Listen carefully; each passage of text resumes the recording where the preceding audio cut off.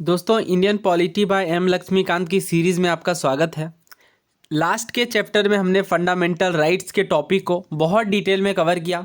I know वो काफ़ी लेंदी हो गया, काफ़ी सारे पार्ट्स उसके हैं और प्रीवियस ईयर क्वेश्चन में भी 4-5 वीडियोस हैं, लेकिन काफ़ी डिटेल में कवर करने के बाद नाउ मुझे लगता है कि आपको इनफ कॉन्फिडेंस आ गया होगा कि अगर फंडामेंटल राइट्स से क्वेश्चन आता है तो काफ़ी आसानी से कर सकते हैं। नाउ हम लोग बात करेंगे directive principle of state policies की। और जैसा कि मैंने आपको बताया है, संविधान में 22 भाग हैं, जिसमें से जो हमारा तीसरा पार्ट है, जो थर्ड पार्ट है, वो डील करता है फंडामेंटल राइट से और फोर्थ पार्ट डील करता है directive principle of state policy से। हिंदी में इसे कहते हैं राज्य के नीति निर्देशक तत्व। तो आज भाग 4 की बात करेंगे और इसे डिटेल से कवर करेंगे और जिस तरीके से हमने मूल अधिकारों को कवर किया था वैसे ही हम लोग इस टॉपिक को भी कवर करेंगे। देखिए, इससे पहले कि डीपीएसपीज होते क्या है, पहले हमारे संविधान में ये मेंशन किस पार्ट में है उसे समझ लेते हैं। तो देखिए, हमारे संविधान के भाग 4 में आर्टिकल 36 टू 51 देखने को मिलेगा।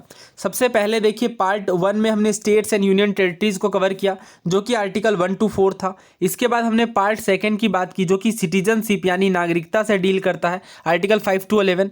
पार्ट 3 यानी फंडामेंटल राइट्स की हमने बात की, मूल अधिकारों की, आर्टिकल 12 टू 35। नाउ हम लोग पहुंच चुके हैं पार्ट 4 में और अब हम लोग बात करेंगे आर्टिकल 36 टू 51 की। तो जो हमारे कॉन्स्टिट्यूशन के फ्रेमर्स थे, इन्हें आइडिया आया आयरिश कॉन्स्टिट्यूशन से, यानी आयरलैंड के संविधान से ये आइडिया आया डीपीएसपी का। और आयरलैंड के कॉन्स्टिट्यूशन में भी ये उनका ओन इन्वेंशन नहीं था, बल्कि स्पेनिश कॉन्स्टिट्यूशन से उन्होंने ये कॉपी किया था। इसके बाद देखिए, डॉक्टर BR अम्बेडकर का बहुत इंपॉर्टेंट कथन है हमारे डीपीएसपीज को लेकर के। इन्होंने इसे नोवेल फीचर बताया है। नोवेल फीचर का मतलब बहुत इंपॉर्टेंट चीज़ हमारे कॉन्स्टिट्यूशन की, जिसका काफ़ी महत्व है। देखिए, जो डायरेक्टिव प्रिंसिपल है वो फंडामेंटल राइट्स के साथ, अगर आप डायरेक्टिव प्रिंसिपल्स को फंडामेंटल राइट के साथ कंबाइन कर दें तो ये पूरे कॉन्स्टिट्यूशन की फिलॉसफी होती है और सोल मानी जाएगी पूरे संविधान की, क्योंकि फंडामेंटल राइट्स में मूल अधिकारों की बात की गई है। और डीपीएसपी के विषय में अभी हम लोग डिटेल से समझेंगे। बेसिकली कुछ गाइडलाइंस है, कुछ पॉलिसीज हैं जो स्टेट से फॉलो करने के लिए कहा जाएगा। और देखिए, ग्रेनविल ऑस्टिन ने क्या बताया है डीपीएसपी के बारे में और डीपीएसपी और फंडामेंटल राइट्स के बारे में, कि ये हमारे संविधान का कॉन्साइंस है। तो जो वर्ड है directive principle of state policy, जो फ्रेज है वो क्या डिनोट करता है? वो उन आइडियल्स को डिनोट करता है, उन आदर्शों को डिनोट करता है जो कि स्टेट को अपने माइंड में रखना चाहिए जब लॉज या पॉलिसीज बनाई जाती हैं उस वक्त। यानी लॉज इस तरीके से बनाई जाए जो डीपीएसपी के अकॉर्डिंग चले। और देखिए, ये कॉन्स्टिट्यूशनल इंस्ट्रक्शन है, निर्देश है, या आप कह लें सुझाव है, रिकमेंडेशन है स्टेट के लिए, जो लेजिस्लेटिव, एग्जीक्यूटिव या एडमिनिस्ट्रेटिव मैटर्स में लिए जाएंगे। ओके, देखिए, आर्टिकल 36 के अकॉर्डिंग जो हमारे पार्ट 4 में जो टर्म स्टेट है उसका वही मतलब है जो हमने पार्ट 3 की बात की थी। पार्ट 3 के आर्टिकल 12 में हमने स्टेट को कवर किया था, स्टेट की डेफिनेशन को समझा था। आप फंडामेंटल राइट्स को अच्छे से ज़रूर समझ लीजिए, क्योंकि एक चीज़ें सीरीज़ में चलती हैं। अगर आपको वो चीज़ें अच्छे से समझ में आएंगी तो आगे के पार्ट भी काफ़ी क्रिस्टल क्लियर होंगे। तो इसका मतलब ये है कि जो लेजिस्लेटिव और एग्जीक्यूटिव ऑर्गन है हमारे सेंट्रल और स्टेट गवर्नमेंट के, या जो लोकल अथॉरिटीज़ हैं और बाकी सारी पब्लिक अथॉरिटीज़, इन सभी को कंबाइन करके स्टेट की बात की जाएगी। ये आर्टिकल 36 के अकॉर्डिंग भी है और आर्टिकल 12 में भी हमने समझा है इसे। देखिए, जो हमारी डायरेक्टिव प्रिंसिपल्स हैं ये मेल खाते हैं इंस्ट्रूमेंट ऑफ इंस्ट्रक्शन से। अब इंस्ट्रूमेंट ऑफ इंस्ट्रक्शंस क्या था? तो देखिए, गवर्नमेंट ऑफ इंडिया एक्ट 1935 में ये इनुमरेट किए गए थे इंस्ट्रूमेंट ऑफ इंस्ट्रक्शन, और इसके तहत जो बातें बताई गई थी वो रिजेंबल है डायरेक्टिव प्रिंसिपल से। इनफैक्ट डॉक्टर BR अम्बेडकर ने यह भी कहा था कि जो हमारी डायरेक्टिव प्रिंसिपल हैं ये इंस्ट्रूमेंट ऑफ इंस्ट्रक्शन की ही तरह है जो गवर्नर जनरल के द्वारा इशू किए गए थे और कॉलोनियल इंडिया के टाइम पे, क्योंकि 1935 की ये बात है। तो अब ये जो डीपीएसपी है ये बिल्कुल इंस्ट्रूमेंट ऑफ इंस्ट्रक्शन का ही दूसरा नाम है, मतलब इंस्ट्रूमेंट ऑफ इंस्ट्रक्शन से ये कंप्लीटली मेल खाता है, जो कि 1935 में ब्रिटिश गवर्नमेंट के द्वारा इशू किया गया था। ये बात देखिए बहुत ज़्यादा इंपॉर्टेंट है, सिविल सर्विसेज में क्वेश्चन भी पूछा गया है कि जो डीपीएसपी है वो किससे रिजेंबल है। ओके, तो इसका answer definitely instrument of instruction होगा। तो उन सभी क्वेश्चन को PYQs में हम लोग कवर करेंगे। तो डायरेक्टिव प्रिंसिपल्स एक बहुत ही कॉम्प्रिहेंसिव इकोनॉमिक, सोशल और पॉलिटिकल प्रोग्राम है मॉडर्न डेमोक्रेटिक स्टेट के लिए। इनका जो एम है डीपीएसपीज का है वो हाई आइडियल्स जो हमने रखे हैं, जस्टिस है, लिबर्टी है, इक्वलिटी है, फ्रेटर्निटी, जो प्रियम्बल में भी जो हम लोग बातें करते हैं लिबर्टी की, इक्वल जस्टिस की, ओके, इक्वलिटी की, समानता की, इन सभी आइडियल्स को रियलाइज करने का एक माध्यम है डीपीएसपी। और जो कॉन्सेप्ट है वेलफेयर स्टेट का, ये जो वेलफेयर स्टेट का कॉन्सेप्ट है इस पर जोर देता है डीपीएसपी, इसे बढ़ावा देता है, ना कि पुलिस स्टेट। पुलिस स्टेट तो कॉलोनियल एरा के टाइम पे एग्जिस्ट करता था, लेकिन आज के मॉडर्न टाइम पे बात की जाती है वेलफेयर स्टेट की हमारे इंडिया के पर्सपेक्टिव में, और डीपीएसपी इसमें एक अहम योगदान निभाता है। दूसरे शब्दों में कहा जाए तो आर्थिक और सामाजिक लोकतंत्र यानी इकोनॉमिक एंड सोशल डेमोक्रेसी को स्टैब्लिश करने का प्रयास किया जाएगा डीपीएसपी के द्वारा। दोस्तों जो आपको सबसे इंपॉर्टेंट बात समझनी है डायरेक्टिव प्रिंसिपल्स के विषय में कि ये नॉन जस्टिसिएबल है। इसका मतलब ये है कि ये कोर्ट के द्वारा लीगली एनफोर्स नहीं किए जाएंगे अगर वॉयलेशन होता है तो। हमने फंडामेंटल राइट्स के संदर्भ में समझा था कि ये जस्टिसिएबल होते हैं। इसका मतलब ये है कि अगर फंडामेंटल राइट्स का वॉयलेशन होता है तो हम कोर्ट जा सकते हैं। इनफैक्ट आर्टिकल 32 के तहत सुप्रीम कोर्ट और हाई कोर्ट के द्वारा रिट्स भी जारी किए जा सकते हैं जब हमारे फंडामेंटल राइट्स का वॉयलेशन होता है तो, राइट। लेकिन ये जो डीपीएसपीज हैं ये नॉन जस्टिसिएबल है, यानी अगर इनका वॉयलेशन भी होता है तो ये लीगली एनफोर्स नहीं किए जा सकते। या इसका मतलब ये है कि जो गवर्नमेंट है, भले ही वो सेंट्रल हो, स्टेट हो या लोकल लेवल की गवर्नमेंट हो, इन्हें कंपेल नहीं किया जा सकता इन चीज़ों को इंप्लीमेंट करने के लिए। लेकिन देखिए हमारे संविधान में आर्टिकल 37 में ये क्लियरली बता दिया गया है कि जो डीपीएसपीज में जो प्रिंसिपल्स हैं, जो सिद्धांत है, ये गवर्नेंस के लिए फंडामेंटल है। ओके, एक आधारभूत संरचना का काम करते हैं हमारे देश में गवर्नेंस को लेकर के, और ये स्टेट की ड्यूटी है कि इन प्रिंसिपल्स को लॉज बनाने के संदर्भ में जरूर अप्लाई किया जाए। तो ये बात आपको ध्यान रखनी है कि गवर्नेंस को लेकर के कौन सी बात फंडामेंटल है, तो डीपीएसपीज है, क्योंकि ये क्वेश्चन सिविल सर्विसेज में रिसेंटली पूछा गया है। ओके, कि गवर्नेंस के लिए फंडामेंटल क्या है, तो डीपीएसपी है। डीपीएसपी को ध्यान में रख कर ही लॉज फॉर्मुलेट किए जाएंगे, लॉज बनाए जाएंगे, तो इसलिए ये गवर्नेंस के लिए काफी आधारभूत है, फंडामेंटल है। देखिए भले ही डायरेक्टिव प्रिंसिपल्स नॉन जस्टिसिएबल हैं, लेकिन ये कोर्ट्स को काफ़ी हेल्प करती हैं एग्जामिन करने में और डिटरमाइन करने में कॉन्स्टिट्यूशनल वैलिडिटी किसी लॉ की चेक करने में। ओके, यानी अगर कोई लॉ है वो कॉन्स्टिट्यूशन के अकॉर्डिंग है या नहीं, हमारे संविधान के संदर्भ में है या नहीं, इस चीज़ की जांच करने के लिए डीपीएसपीज काफ़ी प्रमुख भूमिका निभाते हैं। इनफैक्ट सुप्रीम कोर्ट ने कई बार यह भी क्लियर किया है कि अगर कॉन्स्टिट्यूशनलिटी की जाँच करनी है, किसी लॉ की डिटरमाइन करना है, और अगर कोर्ट ये पाती है in question seeks to give effect to a directive principle, यानी डायरेक्टिव प्रिंसिपल्स को इफेक्ट में लाने के लिए कोई लॉ फॉर्मुलेट किया जा रहा है, तो उस लॉ को रीजनेबल बताया जाएगा इन रिलेशन टू आर्टिकल 14 और आर्टिकल 19, यानी आर्टिकल 14 और आर्टिकल 19 के संदर्भ में, और इस तरीके से अनकॉन्स्टिट्यूशनलिटी यानी असंवैधानिकता से बचाया जा सकता है। दोस्तों ना बात करते हैं कि डायरेक्टिव प्रिंसिपल्स को क्लासीफाई कैसे किया गया है। तो सबसे इंपॉर्टेंट बात आपको यह ध्यान रखनी है कि कॉन्स्टिट्यूशन में किसी प्रकार का कोई क्लासिफिकेशन नहीं दिया गया है, डायरेक्टिव प्रिंसिपल्स को क्लासीफाई नहीं किया गया है।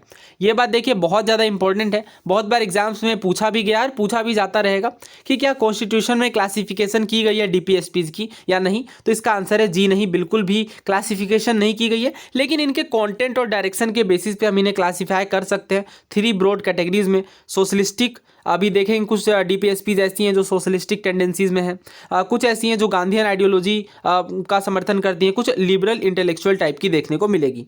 दोस्तों बात करते हैं सोशलिस्टिक प्रिंसिपल्स की कि कौन कौन सी जो डीपीएसपीज हैं वो सोशलिस्टिक टेंडेंसीज को दिखाती हैं। तो देखिए जो सोशोलॉजी का, जो सोशलिज्म की जो आइडियोलॉजी है, समाजवाद की जो आइडियोलॉजी है, इन प्रिंसिपल्स को रिफ्लेक्ट करती है सोशलिस्टिक प्रिंसिपल। और ये बेसिकली जो डेमोक्रेटिक सोशलिस्ट स्टेट होती हैं, जो मॉडर्न डेमोक्रेटिक सोशलिस्ट स्टेट है, इनके फ्रेमवर्क के बारे में बात करती है, और इकोनॉमिक जस्टिस और इसके अलावा सोशल जस्टिस। यहाँ आपको वर्ड पे ध्यान रखना है, बहुत बार ऐसे क्वेश्चंस पूछे जाते हैं। सोशल एंड इकोनॉमिक जस्टिस को बढ़ावा देने के लिए, इन चीज़ों को प्रोवाइड करने के लिए जो सोशलिस्टिक प्रिंसिपल्स है हमारे डीपीएसपीज की, वो फ्रेमवर्क रखता है। तो आर्टिकल 38 में बात की जाती है लोगों के वेलफेयर को प्रमोट करने की, उन्हें सिक्योर किया जा सके सोशल ऑर्डर जो कि जस्टिस के द्वारा परमिएट किया जाए, सोशल इकोनॉमिक और पॉलिटिकल जस्टिस के द्वारा, और जो इनइक्वलिटीज़ हैं इनकम में, जो असमानता है, इन्हें मिनिमाइज किया जा सके। तो ऑफकोर्स ये सोशलिस्टिक टेंडेंसी है। इसके अलावा स्टेटस फैसिलिटी अपॉर्चुनिटीज़, इन चीज़ों में जो असमानता है इन्हें कम किया जा सके, यह पॉइंट आर्टिकल 38 के तहत आपको देखने को मिलेगा।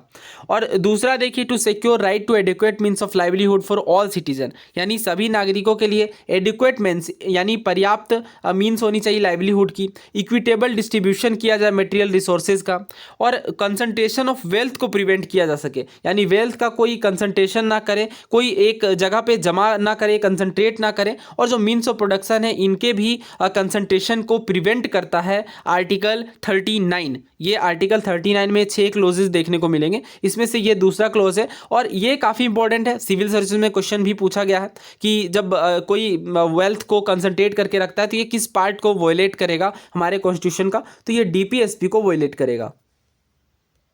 इसके अलावा और भी कई सारी सोशलिस्टिक टेंडेंसी आपको देखने को मिलेगी, जैसे equal pay for equal work for man and women. Okay, यानी मैन और वुमेन के लिए इक्वल पे होना चाहिए इक्वल वर्क के लिए। उसके बाद preservation of the health and strength of worker and children against forcible abuse, यानी ज़बरदस्ती काम ना करवाया जाए, फोर्सिबल अब्यूज़ के खिलाफ बातें करेगा। इसके अलावा opportunities for healthy development of children, यानी चिल्ड्रन की हेल्दी डेवलपमेंट के लिए अपॉर्चुनिटीज़ प्रदान करना, ये सभी डीपीएसपी में आर्टिकल 39 के तहत देखने को मिलेगा।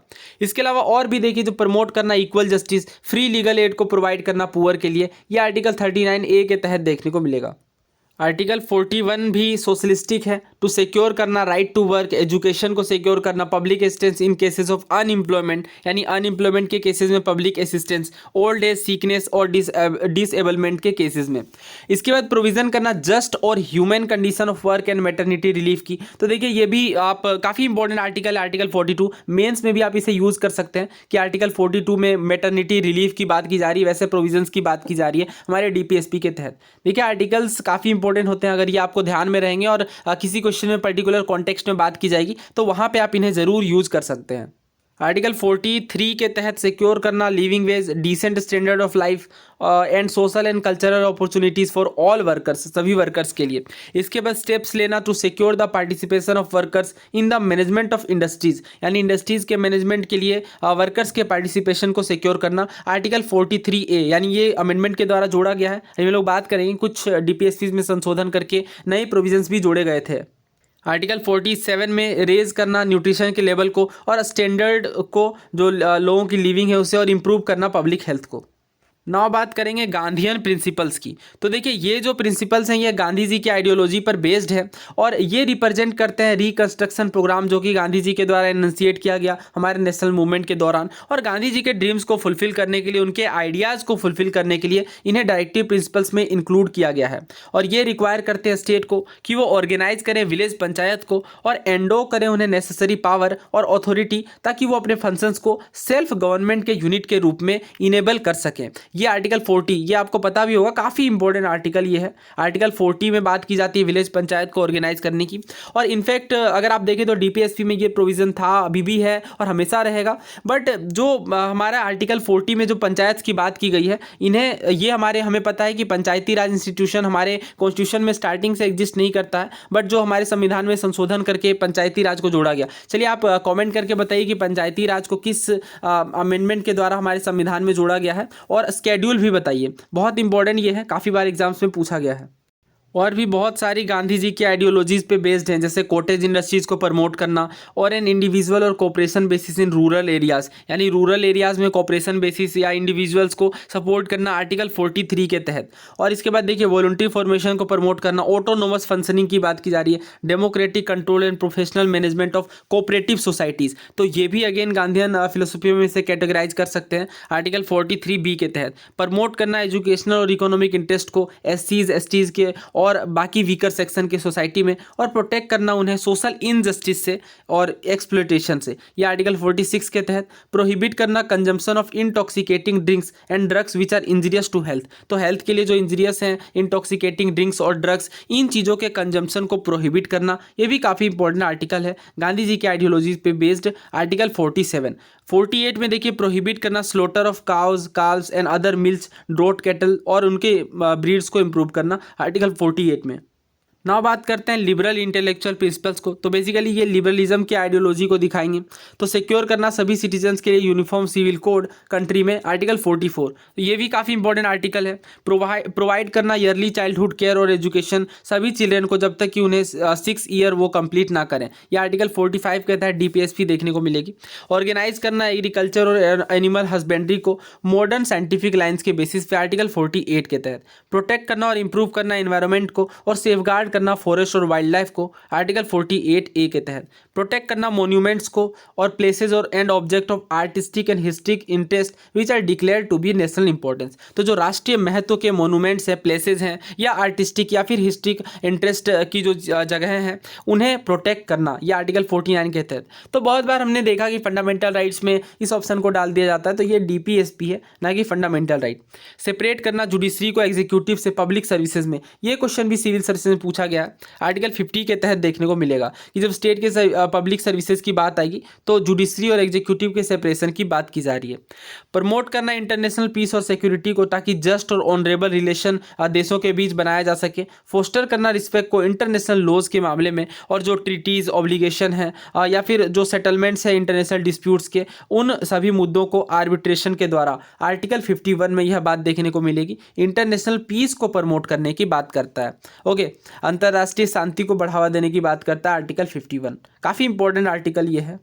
दोस्तों इस वीडियो में हम लोग इतना ही रखते हैं। नेक्स्ट पार्ट में हम लोग बात करेंगे कि कौन कौन से जो हमारे डीपीएसपीज हैं उन्हें अमेंडमेंट करके ऐड किया गया, और उसके आने वाले लेक्चर्स में हमारा ये डीपीएसपी वाला टॉपिक कंप्लीट हो जाएगा, और इसके बाद प्रीवियस ईयर क्वेश्चन करेंगे। ये फंडामेंटल राइट जितना लेंदी नहीं है, बट अगेन काफ़ी इंपॉर्टेंट है, काफ़ी सारे क्वेश्चन डीपीएसपी से भी पूछे गए हैं। उम्मीद है आपको ये वीडियो हेल्पफुल लगी होगी। आपने राय अथवा विचार कॉमेंट बॉक्स में लिख सकते हैं। धन्यवाद।